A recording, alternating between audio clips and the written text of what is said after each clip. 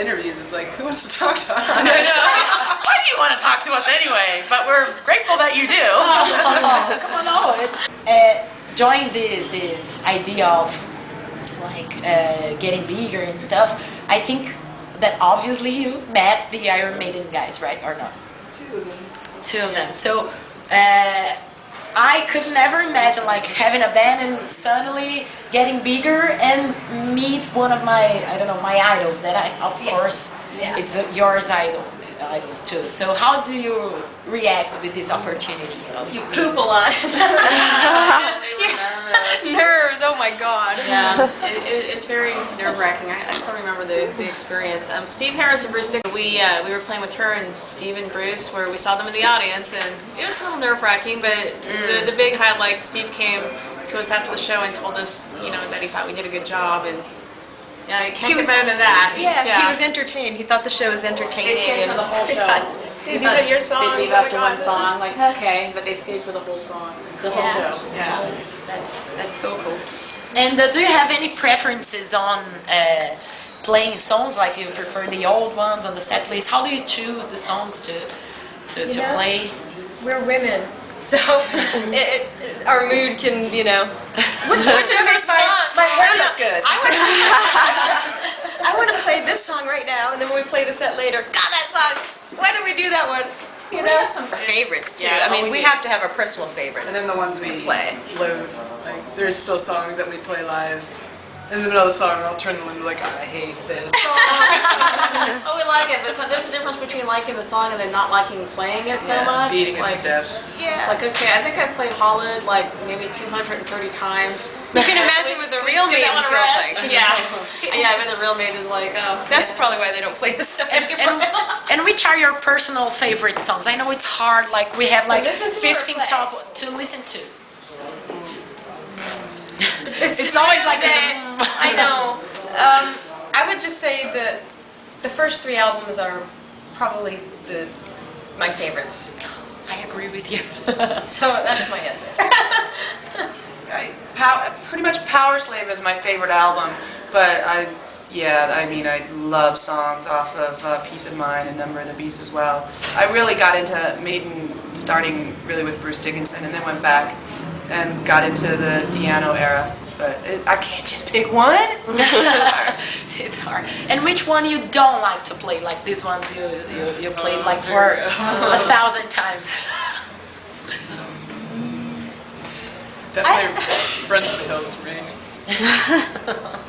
Flight of Icarus. I don't know. Yeah. And It goes over very well. I mean, everybody loves does this, that but song. it's Too just slow. I once heard that Steve Harris is not a very big fan of Flight of Icarus. Oh, really? So he said he doesn't like to play it live very much. I get it's not that I don't like the song, but for Rhyme of the Ancient Mariner, there's so many words.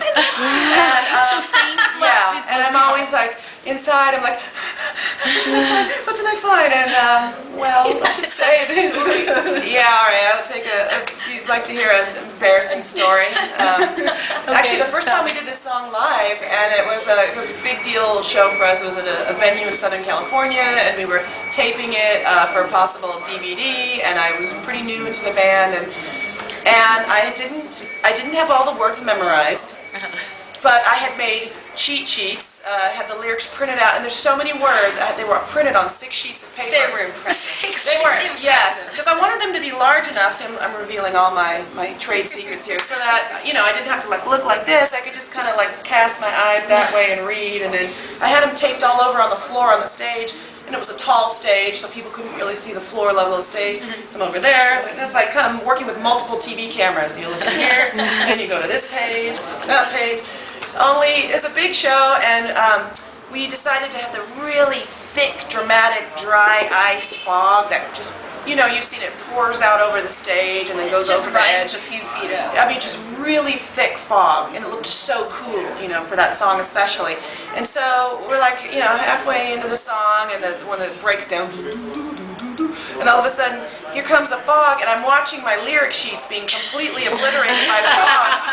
And it's hard not to tell the story without actually physically reenacting it. I went to panic mode. I ran off to the side of the stage. I say to one of the crew, I can't see the lyrics. And I'm like, I've already read pages 1, 2, and 3. You gotta lift out, find 4, 5, and 6 and put them somewhere. And he's like, okay. So he runs out there, taking like a towel to fan the fog off the sheet so he could even find them. And he's like ripping them up and like pasting them over here, ripping them off the floor. It's so obvious, the cat's out of the bag. And then he runs back and I'm like, okay, but you got 4, 5, and 6, right? Because I'm done with pages 1, 2, and 3. He's like, I don't know. And so he had to run back again. He had ripped up the wrong pages.